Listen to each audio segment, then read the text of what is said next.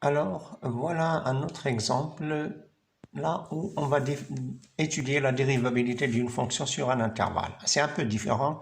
Faites attention avec moi, s'il vous plaît. Alors, la fonction, c'est f de x égale à x racine carrée de x. Bon, on connaît bien cette fonction, la fonction racine carrée.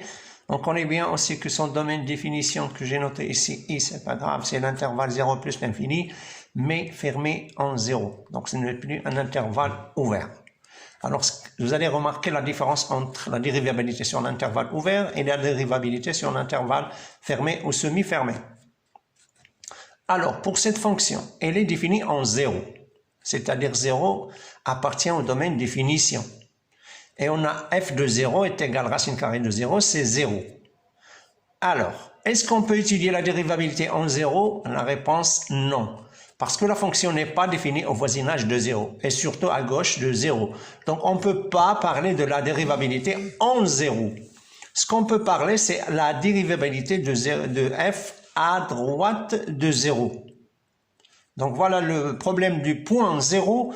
On va l'étudier à part. Et puis, on va l'enlever et on va voir le reste du domaine de définition qui est noté ici, i étoile, qui est l'intervalle ouvert 0 plus l'infini, et on va faire la même chose qu'on a fait pour les autres fonctions. Alors d'abord, on va étudier la dérivabilité à droite de 0. Alors puisque le point c'est 0 et l'image de 0 c'est 0, donc le taux de variation, ça sera f de x moins f de 0 qui est 0 sur x moins 0, donc c'est f de x sur x. F de x c'est la racine carrée de x sur x. En simplifiant, c'est très simple, vous pouvez le faire. Alors, c'est 1 sur 0 plus c plus l'infini. Donc, voilà un cas où f n'est pas dérivable à droite de 0. Et j'ai profité de l'occasion pour dire l'interprétation géométrique dans ce cas-là. Lorsque vous trouvez qu'une fonction n'est pas dérivable à droite de 0, par exemple, ou bien à droite d'un point, son interprétation géométrique, comme on a dit hier, c de f, qui est la courbe de f, admet une demi-tangente verticale dirigée vers le haut. Pourquoi diriger vers le haut? Parce que 0 plus nous a donné plus que l'infini, c'est-à-dire de même signe. Si les deux mêmes signes, c'est vers le haut. Si les deux signes sont contraires, diriger vers le bas. Horizontal, ça veut dire qui est parallèle à l'axe des ordonnées. Et le point dont on parle, c'est le point O, parce que l'image de 0, c'est 0. Donc la demi-tangente verticale, je l'ai tracée en rouge, et la courbe de cette fonction, je l'ai tracée en bleu. Et comme vous connaissez bien cette courbe, on a déjà tracé cette courbe depuis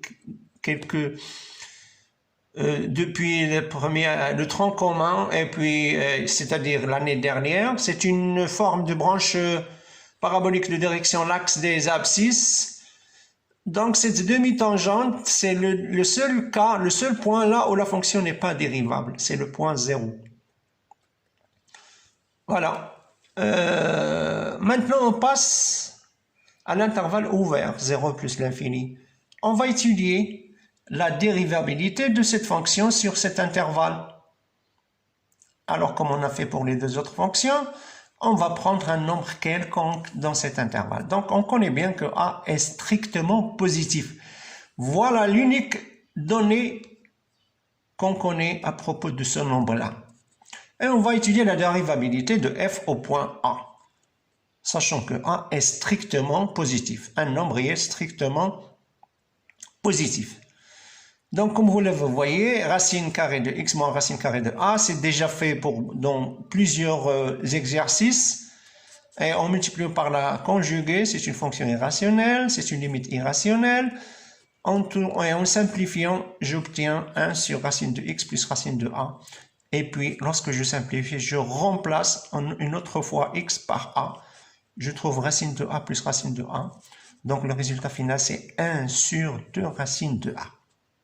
Puisque a est un nombre strictement positif, sa racine carrée existe et il est différent de 0, il est même strictement positif. Donc, le résultat que j'ai trouvé, c'est un nombre réel. Ceci, quel que soit a appartenant à l'intervalle ouvert 0 plus l'infini. Donc, qu'est-ce qu'on peut dire? Donc, f est dérivable sur l'intervalle 0 plus l'infini ouvert. Voilà une fonction usuelle qu'on va utiliser dorénavant. C'est une fonction définie sur l'intervalle 0 plus l'infini fermé en 0.